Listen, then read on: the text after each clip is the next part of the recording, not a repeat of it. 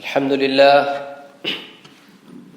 لله نستعينه ونستغفره ونؤمن به ونتوكل عليه ونعوذ بالله من شرور أنفسنا ومن سيئات أعمالنا فمن يهده الله فلا مضل له ومن يضلله فلا هادي له وأشهد أن لا إله إلا الله وأشهد أن محمدا عبده ورسوله اللهم صل على سيدنا محمد صلى الله عليه وسلم وقال الله تعالى في القرآن الكريم والفرقان المجيد فأعوذ بالله من الشيطان الرجيم بسم الله الرحمن الرحيم وأقمنا الصلاة وآتينا الزكاة وأطعنا الله ورسوله إنما يريد الله ليذهب عنكم الرجس أهل البيت ويطهركم تطهيرا صدق الله العظيم.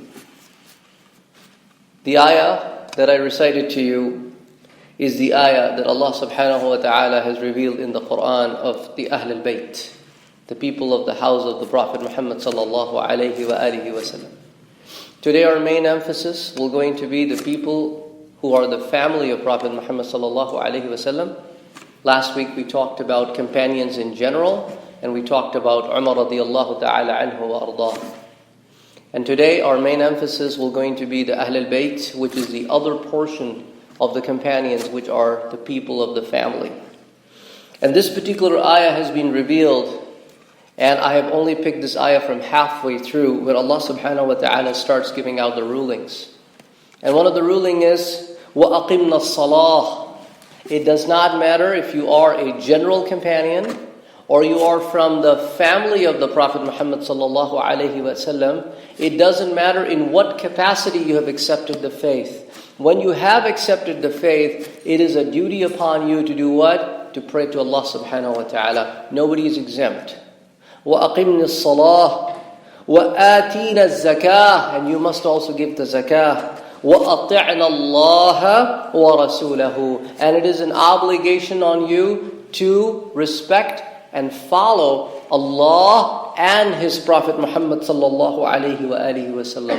And this special arrangement has been made for you, O people of the house, because إِنَّمَا يُرِيدُ اللَّهُ, because Allah subhanahu wa ta'ala wants لِيُذْهِبَ عَنْكُمُ الرِّجْسَ أَهْلَ الْبَيْتِ. He wants to take away any calamities from you, any ill thoughts, any ill feelings away from you, وَيُطَهِّرَكُمْ تَطْهِيرًا, and want to clean you. Because you shall be the role model for the people to come. You will be the people who will reflect the life of the Prophet Muhammad sallallahu alaihi wasallam outside of the general public. So he wants to take special arrangements for you, so that when you go out, you are living the life that reflects the life of the Prophet Muhammad sallallahu alaihi wasallam in his house. Now here I want to clarify one thing, that when we say the word Ahl al Bait, what exactly do we mean by the word Ahl al Bait? Who are the people who are included automatically in the Ahl al Bait? And who are the people who were included, especially by Prophet Muhammad sallallahu alaihi wasallam, and were made part of Ahl al Bait? Now, if you look at the Quran, where Allah subhanahu wa ta'ala talks about the story of Ibrahim alayhi salam, and says, هَلْ أَتَاكَ حَدِيثُ ضَيْفِ إِبْرَاهِيمَ الْمُكْرَمِينَ. Have the story of the guest of Abraham reached you? When they came to him, they said salam to him, and Ibrahim said salam to them. And what did he do right away? فَرَاغَ إِلَىٰ أَهْلِهِ. Right away he ran to his family. Now who is in the family at that point? There is one woman in the house, that's his wife, Sarah. So right away, from this ayah, it's quite inclusive, that wife is part of the Ahl, automatically. So are the kids. So that is why Allah subhanahu wa ta'ala in the ayahs to follow says that when they gave Ibrahim alayhi salam the blessings, that you shall be given a son, and that son will be the Prophet, and his name will be Isaac. فَأَقْبَلَتِ امْرَأَتُهُ. So when this woman, who is this woman? The wife of Abraham, heard about this, she basically was at this age, I'm going to have a child. So I'm not going to go in the details of that story, but the idea is that Ahl means wife is included, kids are included. And Now I would like to present to you some of the ahadith so that we understand the importance of companions again. And now we're going to concentrate more on this particular aspect of companions, which are the people of the house. So what did Prophet Muhammad sallallahu alaihi wasallam said? It is reported in Tirmizi. The Prophet Muhammad sallallahu alaihi wasallam said, "La Allah fi ashabi, Allah fi ashabi." Be careful, I warn you about my companions. لا تتخذهم غرضا من بعدي. After me, do not target them. Do not target them after me. فَمَنْ أَحَبَّهُمْ. Whoever loves them, why does he love him? فَمَنْ أَحَبَّهُمْ فَبِحُبِّي أَحَبَّهُمْ. He will love that individual because he loves me. It is my love that should reflect and extend to my companions because they're my companions. وَمَنْ أَبْغَضَهُمْ. Whoever has ill feelings towards my companion, he will only have ill feelings towards my companion because فَبِبُغْضِي, because he has ill feelings about me. So this is how he had attached himself to his companions, that you must love them if you love me. If you have ill feeling towards them, that means you have ill feelings towards me. So Allah subhanahu wa ta'ala then made it quite clear for the people of the house, that these are the people of the house. But then we run into this hadith, that when this ayah was revealed, and I would like you to pay attention to the narrator of this hadith. This hadith is reported by Imam Muslim. The narrator of this hadith is Aisha radiyallahu ta'ala anha. And the hadith that she is narrating to us is about Fatima, Ali, Hassan and Hussein. She is the Ahl. The thing happened in the house. She is the one who witnessed it, and she is the one who is reporting it. So she said one day, Prophet Muhammad sallallahu alaihi wasallam, it was a morning time, and he was wearing a black, but it has some kind of prints on it, and he was wearing that, and he was right in the courtyard of the house. And then in his presence came Hassan bin Ali, and he grabbed Hassan and included him in that particular blanket.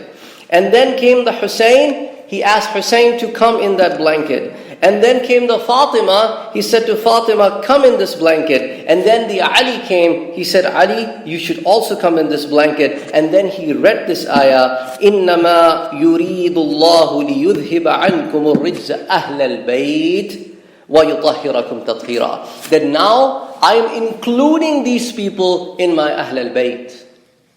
Because Ali is not my offspring. These are the kids of Ali.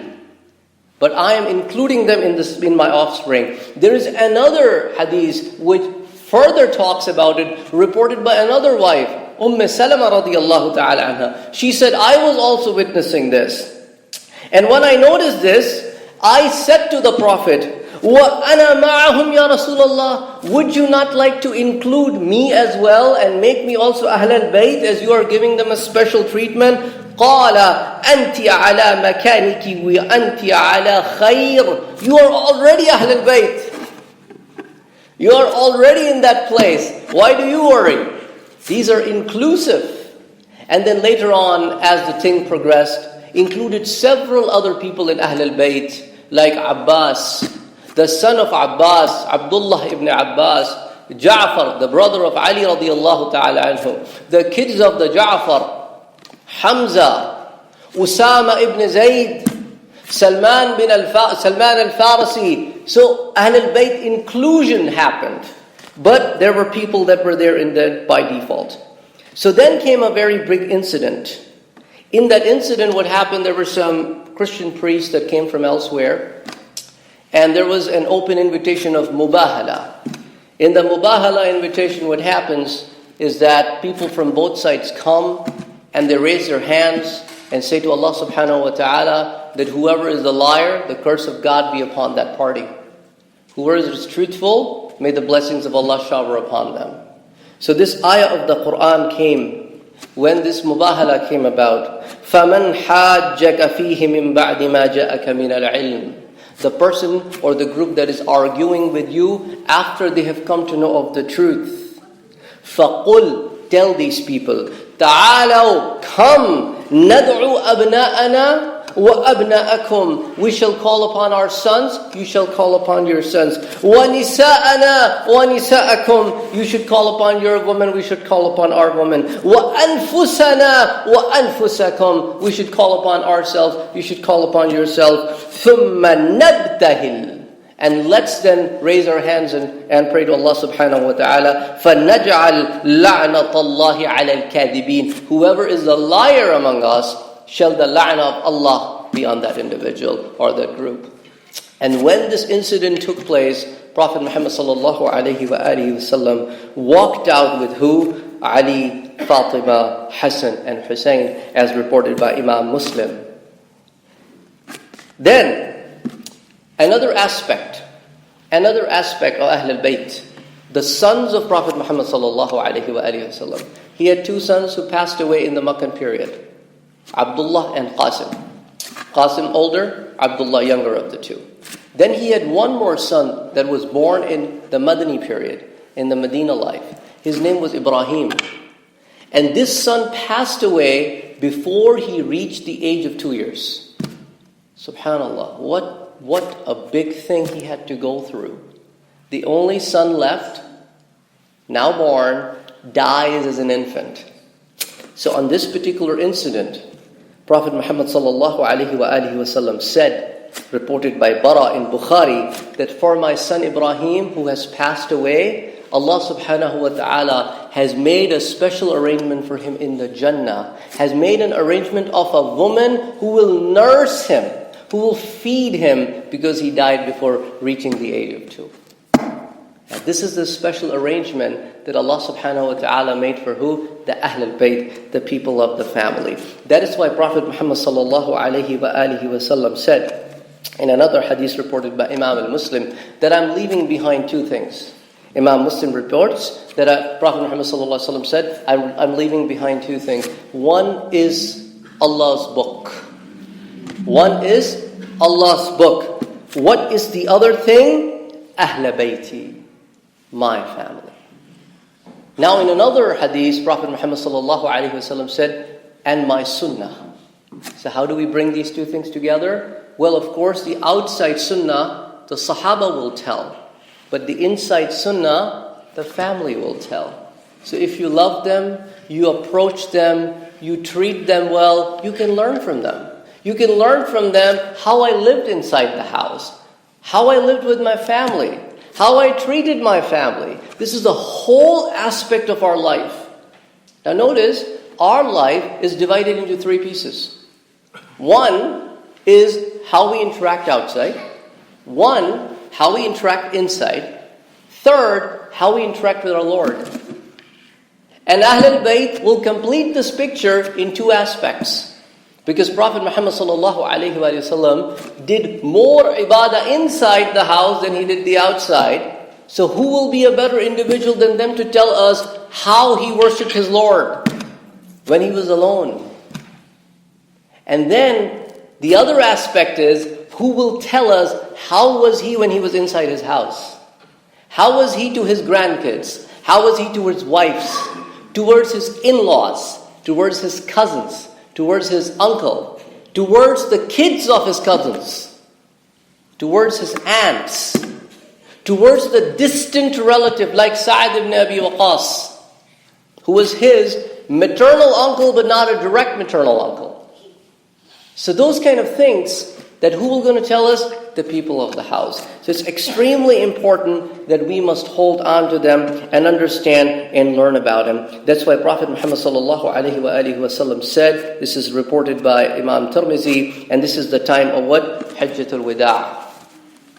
The last Hajj that Prophet Muhammad sallallahu alaihi wasallam performed, the last and the only Hajj after the revelation came that the Hajj has been made mandatory, with all the ahkamat came. And this is a point where everybody is gathered, over 100,000 people are gathered, and he's talking to them. He's on his camel, and he said, Ya ayyuhan nas, O people, inni taraktu fikum ma in akhadhtum bihi lan tadillu. I'm leaving behind things that if you hold on to them, you will never going to go astray. You will never going to be misguided. Kitab Allah, the book of Allah. Wa itrati Ahl al Baiti. And from my Ahl al Bait, my offsprings. And who are these offspring? Hassan and Hussein radiyallahu ta'ala anhu. That's why when Hassan bin Ali, reported by Imam Bukhari and Imam Muslim, muttafaqun alayh, one day Hassan bin Ali radiyallahu ta'ala anhu was on the shoulders of Prophet Muhammad sallallahu alayhi wa alihi wasallam, grandkid, and going. And one of the companions said to Hassan, Ya Hassan, oh my God, you are such a blessed individual. Look at who you are writing. Wow. And the Prophet Muhammad sallallahu alaihi wasallam right away said, O person who would speak about the writer, who speak about the ride, have you not seen who is writing? Who is writing? This is not an ordinary kid. This is my kid. He used to say, Ibni. He used to say, even though it was his grandkid, he said, this is my son. So Prophet Muhammad sallallahu alaihi wasallam loved them so much that reported by Imam Bukhari and Imam Muslim that Abu Hurairah said one day Prophet Muhammad sallallahu alaihi wasallam entered the house of Fatima and said, "Where's the boy? Where is the boy?" And Hassan radiyallahu ta'ala anhu came rushing, running, and then he hugged him so tightly. Then Prophet Muhammad sallallahu alaihi wasallam lifted him up and said, "Allahumma inni uhibbuhu." Oh Allah subhanahu wa ta'ala, I love this boy. فَأَحِبَّهُ وَأَحِبَّ مَنْ يُحِبَّهُ. So you should also love the person who loves this boy. So the love of Allah is stuck where? In Ahl al Bait. And think about it, that Prophet Muhammad sallallahu alaihi wasallam says, I love my companions, I love my family. And a person who doesn't like either of the two groups or both of the two groups and claim to love Prophet, how valid is that claim? What weight does that claim has? Prophet says, I love them, and the person says, no, I don't love them. And then expect to be with the Prophet on the Day of Judgment. How is it possible? How is it possible that a person doesn't love the person that Prophet Muhammad sallallahu alaihi wasallam loved? And here I would like to include another incident from Tirmizi. Abbas radiyallahu ta'ala anhu, after the Makkah was conquered, and these people accepted Islam just right now, their hearts were still not clean. Their hearts were still not clean. The Quraysh. One day Abbas radiyallahu ta'ala anhu came to Prophet Muhammad sallallahu alaihi wasallam, and he was upset. Prophet said, "Oh uncle, what's wrong?" He said, "Have you not looked at the Quraysh? When they talk among themselves, they're laughing and giggling and they're happy. But as soon as a representative or an individual from Banu Hashim comes in, their faces change. Their attitude change. They're not the same towards us anymore." Upon hearing that, Prophet Muhammad sallallahu alayhi wa alihi wasallam's face turned red. ثُمَّ قَالَ الَّذِي نَفْسِي بِيَدِهِ. The deity that holds my soul. لَا يَدْخُلُ قَلْبَ رَجُلِ الْإِيمَانَ حَتَّى يُحِبَّكُمْ لِلَّهِ وَلِرَسُولِهِ. The iman shall not enter the heart of an individual until he loves my Ahl al Bait, my family, for the sake of Allah and His Prophet. For the sake of Allah and His Prophet, the love has to be there. And that is the core of the faith. Now a lot of times we say, La ilaha illallah Muhammadur Rasulullah. But what is Muhammadur Rasulullah? What is Muhammadur Rasulullah? A lot of times you'll notice that people have their emphasis on where? Amilus Salihat. Amilus Salihat. But before Amilus Salihat, what is it? What is it before Amilus Salihat? Amanu. This is the core of the iman. Amanu comes first, Amilul Salihat comes next. That's why Allah subhanahu wa ta'ala constantly says in the Quran, الَّذِينَ آمَنُوا وَعَمِلُوا الصَّالِحَاتِ. Those who accept and then work hard. Those who just work hard but have not accepted me, then they should not expect reward from me either. If a person doesn't accept me, why should he expect a reward from me? My reward is for those who must accept me. And in order to accept me, you have to come through the route of my Prophet. And in order to come through the route of my Prophet, you have to understand the foundation principles of your faith. The actions must be driven with love, not ill feelings. And that is the core where Prophet Muhammad ﷺ said, these two grandkids that I have, Hassan and Hussein, these are my flowers. These are my flowers, huma rayhanayya min ad-dunya, in this world. And look at what people did to these flowers after the Prophet passed away. It's a sad situation. It's an extremely sad situation.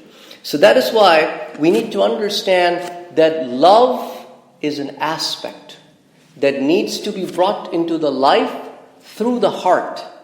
And then the actions shall be performed. And then these individuals should be read and followed. How did they lead their life? How did they led their lives and live their lives?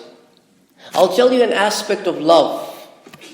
After the Prophet Muhammad ﷺ passed away, in this action you will not find anything that is part of the basic principles of faith. Whenever Prophet Muhammad would be missed by the Sahaba, in the Medina, you know what they would do? They would call upon both grandsons of Prophet Muhammad ﷺ and looked at them. Why? Because Hassan, from the head to half body, was the most resemblance to the Prophet. And Hussein, in the lower part of the body, was the most resemblance to the Prophet. So they would bring them together and see them together just to calm their souls down. So what part of fundamentals of faith is that? So faith is not just driven with amilus salihat. Faith has an extreme importance of love. Because if you keep doing an action without emotions, that gives you a stress. So we need to drive our actions with emotions, and that is the core. That is the core. Because remember, Prophet Muhammad ﷺ said in another hadith, on the day of the judgment, you shall be with the people that you love.